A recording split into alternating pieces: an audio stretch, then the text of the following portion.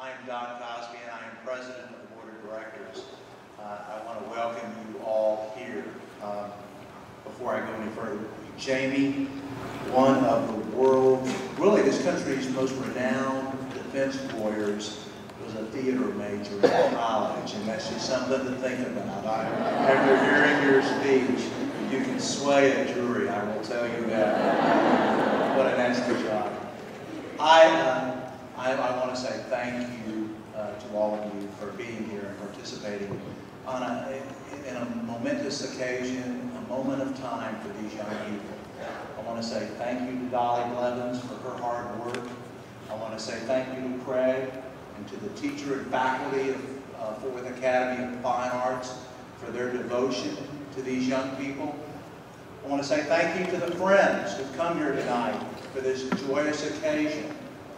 I want to say thank you to the parents who put their trust in an incredible organization that helped us get here tonight.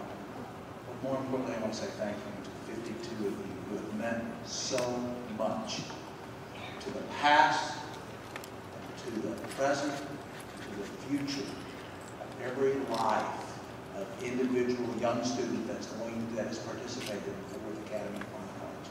Y'all are an integral part and will always be an integral part of that. And I just want to say I am so proud of each and every one of you. Thank you. Now, it's my privilege to introduce tonight the speaker. And I want to tell you, this is going to be very interesting because I had the privilege of reading his website, going through his website. Dan Phillips. He's a designer and builder working out of Huntsville, Texas. He's the founder of the Phoenix Commotion that specializes in building low-income housing from free, salvaged, and recycled materials and using unskilled laborers to build those homes. They teach marketable skills to anyone with a work ethic who is willing to swing a hammer. He keeps labor costs low, and he uses donated or found materials to construct affordable houses, none of which are alike due to the myriad of the material used. A Phoenix Commotion home is unique yet affordable. He and his work have been featured in magazines such as People, Fine Home Building, Natural Homes, Houston House and Home, Change, Reason, and of course the New York Times newspaper. His projects have been featured on the Discovery Channel, CBS, ABC, HGTV, CNN, PBS, TNN, and even my favorite, Texas Country. I love that show. He's a regular lecturer at the Schools of Architecture at Texas A&M, University of Texas, University of Kansas, Boston College, Yale, Sam Houston State, and Austin Community College. And just in April of this year, he was a lecturer at the HOPES HOPES conference at the University of Oregon. HOPES is a synonym for Holistic Options for Planet Earth Sustainability, which is held every April by the Ecological Design Center, which is a student-led group at the University of Oregon. In March, he lectured in Budapest, Hungary at the 9th International Convention on Architecture and was the keynote speaker at the New York State Green Building Conference. In 2010, Rutgers University honored him with the Edison Green Award. And also in 2010, the Texas Commission on Environmental Quality awarded him as the Environmental Excellence Award. He used to ride Brahma bulls, and Lord, I'll tell you, that's something else. He worked in intelligence in West Berlin during the Cold War years, and he served on the dance faculty at Sam Houston State University for 10 years. I got to say this. I guess you were a dancing spy. That's the only thing he's married. His wife, Marcia, has recently retired as an art teacher and who is instrumental also in the Phoenix Commotion work. His son is a pilot, flies F-16 in the U.S. Air Force, and his daughter is a patent attorney in Chicago, and he's the proud grandfather of 4 children. Grandchildren. 4 people. I learned today, just something before I get him up here to speak, I told him this afternoon, I went on the website and I read, and my wife was right. I will tell her that, because he is a conservationist, especially when it comes to water. And everyone should go onto his website and read, especially about the proper way to save water and taking showers. I have this, I've done it all my life, where I wash dishes and then put them in the dishwasher. He made it clear on his website, you don't wash dishes to put them in the dishwasher. You scrape them. So kids, you always learn something. You never quit learning. And Dan, I just want to thank you for that. Ladies and gentlemen, Dan Phillips.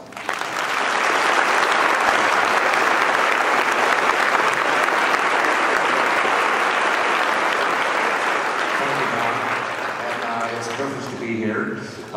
Very happy to address this group. For the past 12 years, you've been getting a fire hose of information, and there's not room for one more thing up there. And it's just teetering in your brain like a big pile of laundry, that if you throw one more sock, it's going to topple over into a big pile. Well, I want to help you fold some of that laundry tonight, because we've got to make room for a little bit more. You're not finished yet. That's what we call it, commencement. We've got to stuff a little bit more in there. But there is room, and I'm going to help you do that. And I'm also going to talk a little bit about phenomenology. It's one of those 90-cent words that rarely you pull out on a date, for instance.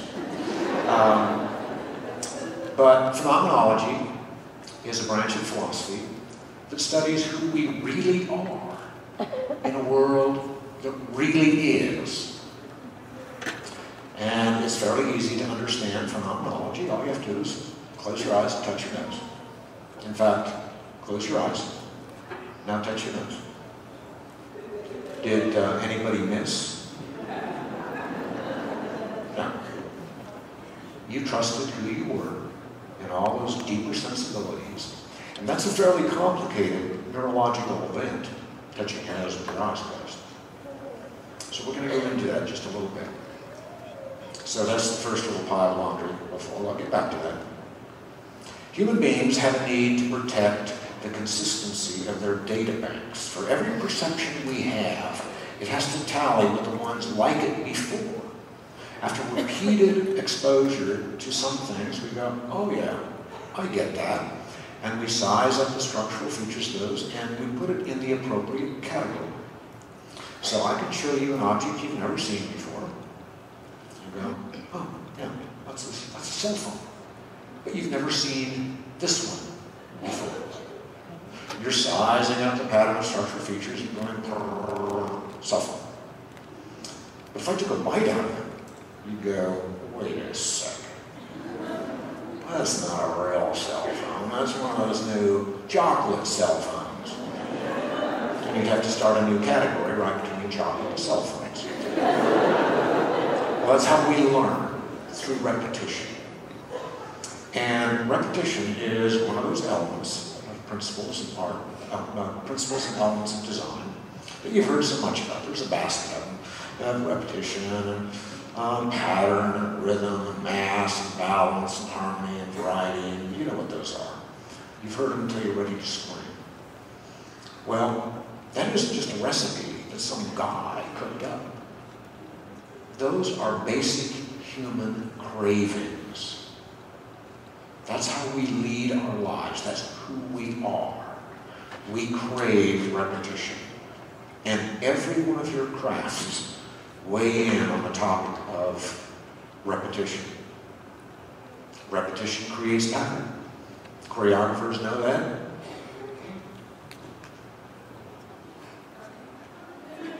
Dance.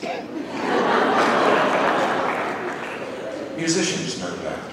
All we have to do is look at some of those forms. ABA, rondo, brown bass, fugue. We know that repetition is central to the arts, and it's central to unity as well. Now, early on, when you were first learning how to walk, you'd pull yourself up on the coffee table and You take your first step, splat, tears. Pull yourself up again.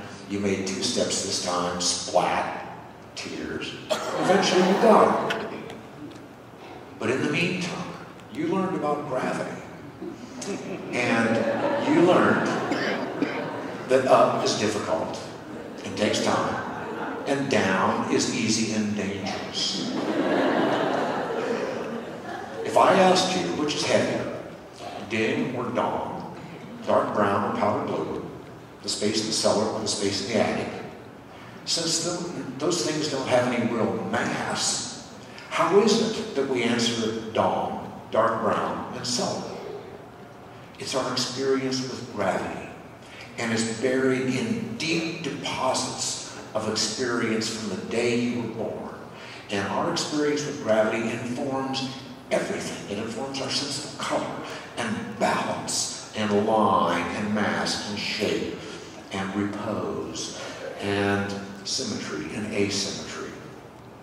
Bum, bum, bum, bum, bum, bum, bum, bum, bum, bum, is informed by gravity.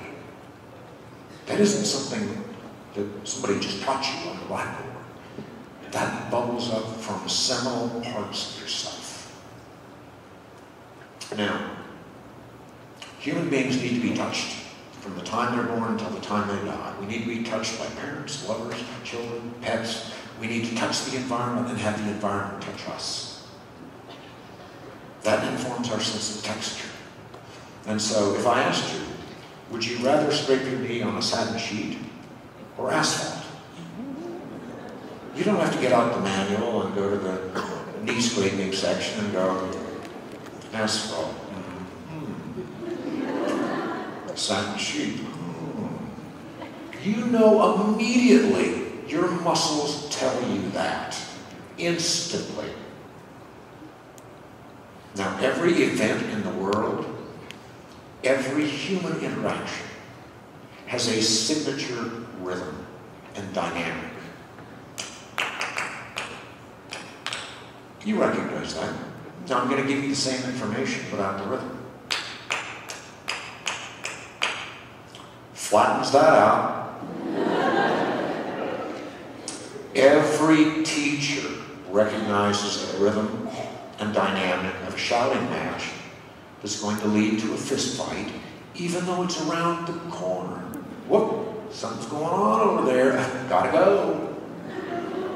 We recognize those rhythms. They're the rhythms of life, and they're in your data banks as well, and they're very, very organic. And life rhythms don't come to you in perfect meter of 2/4, 3/4, and 4/4. They're wild constellations of mixed meter and syncopation, a little cadenza thrown in here. They're these wild, wild constructions of dynamics that you have stored in your data banks. And all you have to do is pick them out and embody them in the materials that you shape. So we all know about those things. Now there's another little bit of laundry that we'll set aside for a second. Now Friedrich Nietzsche, long about 1872, talked about cultures as swinging between one of 2 perspectives. The one perspective he named after the Greek god Apollo, the Apollonian perspective, which is very crisp and tidy and intellectualized and perfect. The other end of the spectrum was named after the god Dionysius, or a Dionysian perspective. And that's more given more to the passions and intuition and tolerant of human gesture and organic texture. So the way the Apollonian personality hangs a picture is they get out a transit and a laser level and a micrometer. Okay, honey, 1,000th of an inch to the left. That's where we want the picture, right there. Predicated on plumb level, square-centered, and symmetrical. The Dionysian personality takes the picture and goes,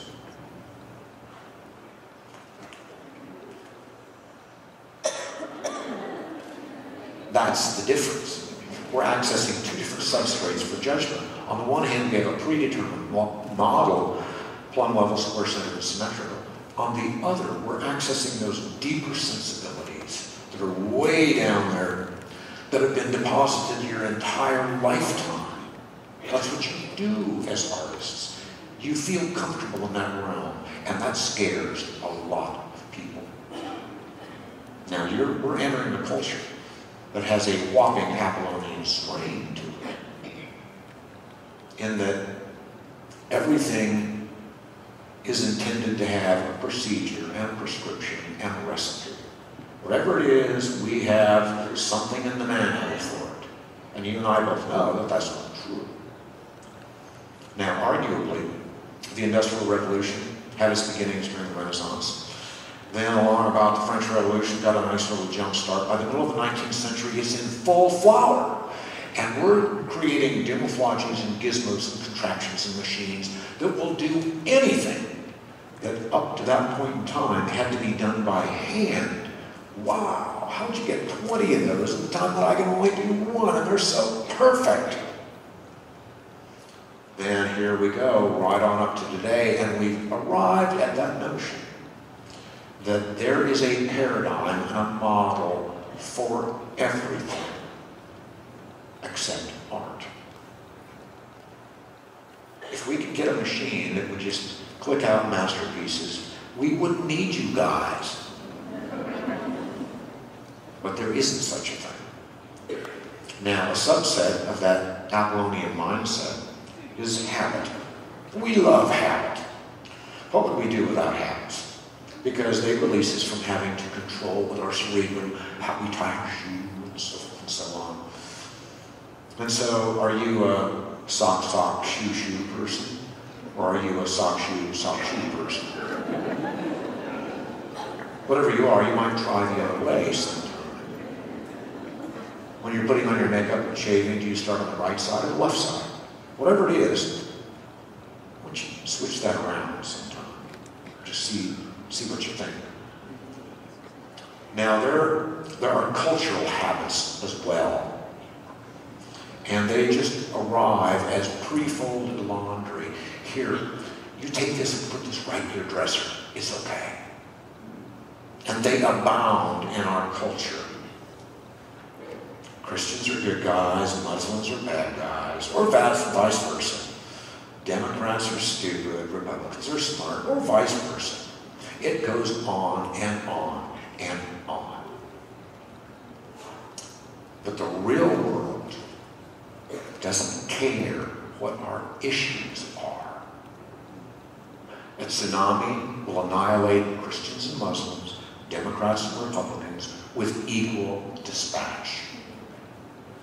Keep that in mind. That's an important piece of laundry there. And when somebody gives you a pre-folded pile of laundry, you need to look at it with great scrutiny and critique and access those deeper primal murmurs that you've already been living with. Now, all those other things you learned, English, science, math, accounting, all those things, those are important too. And you've been working on your tools for your craft. You've been trying to hone those and get your technique perfect and better. But it's only a tool.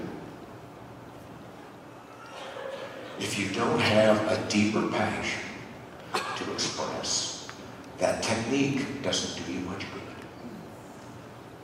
Now, it's important to point out that art can't say some things. I can't say, well, I'm going to go down to the store and get a loaf of bread and a pound of butter, and I'll be back in about 10 minutes if I get my car started. That's hard to say in art. But language will never say this.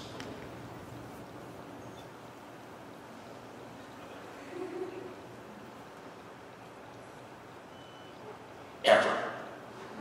In a million years. That is your gift.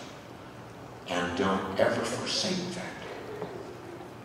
Now, Jean-Paul Sartre wrote a book titled Being a Nothingness. It's a pretty quick read. You snap through it maybe 2 years. If 3 to 8 hours a day with a good breakfast. It's kind of like reading the Dallas phone book cover to cover. But in there, he talked about what has come to be known as the divided self. And he said that human beings act differently when they know they're alone than when somebody else is around. So if I know I'm alone, I can eat like a garden tiller. If I'm eating spaghetti, I can wipe my mouth with my sleeve. I can chew with my mouth open. I can make little noises, scratch wherever I want. But as soon as you walk in, I go, oop, spaghetti sauce. Chew with my mouth closed, no noises, no scratching. And what I'm doing is fulfilling your expectation for how I should behave. I'm fulfilling your expectation for how I should lead my life. I was leading my life the way I wanted to before you barged in. But as soon as you come in, oh. Now, those expectations are around. I'll bet all your shoes match. You know, you're all sitting one person to a chair. You could have said, you know, your lap looks a little bit more comfortable in my chair. Do you mind if I sit in your lap? Nobody did that. Well, there are lots of cultural expectations that are out there that you need to be aware of. Now, there's no way to be a fraud in the arts. There just isn't. Either a dancer nails his turn, or he doesn't. A singer nails that note that's difficult, or not. An actor delivers a line spot on, or not. A brushstroke has exactly the right nuance, or it doesn't. It's you. There's no way to outsource blame at all. You can't say, well, it's his fault. Look, just pretend this is a masterpiece. It doesn't work that way, and you know that. Now, about 4 years ago, I was up on a roof. It was in August. It was hot. Steep pitch roof. I'm harnessed in so I don't fall off. Nail gun. Putting shingles on the roof. And I was tired. It was late in the afternoon. And the sun had that late afternoon raking light with long shadows. This guy down here was working on his car. He was tired too, covered with grease. Every now and then you'd hear this funk, and this epithet would cut through the neighborhood. And this lady over here was trying to get her flowers rescued. Clip, clip, dig, dig. And that's when I nailed my glove to the roof. What else can go wrong?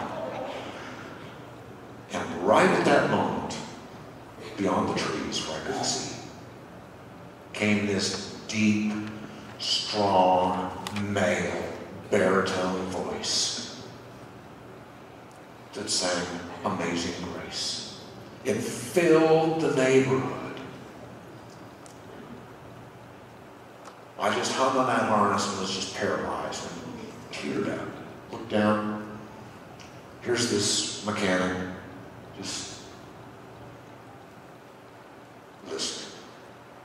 There's the lady over here sitting on the grass looking down. And when he finished, the neighborhood was quiet, absolutely still. Very few folks have the nerve and the courage to express the most intense of passions just on the world with no apology except artists. And that is precious indeed. That is your gift. Don't ever, ever lose track of that. I just left the glove on the roof. I chingled right over it.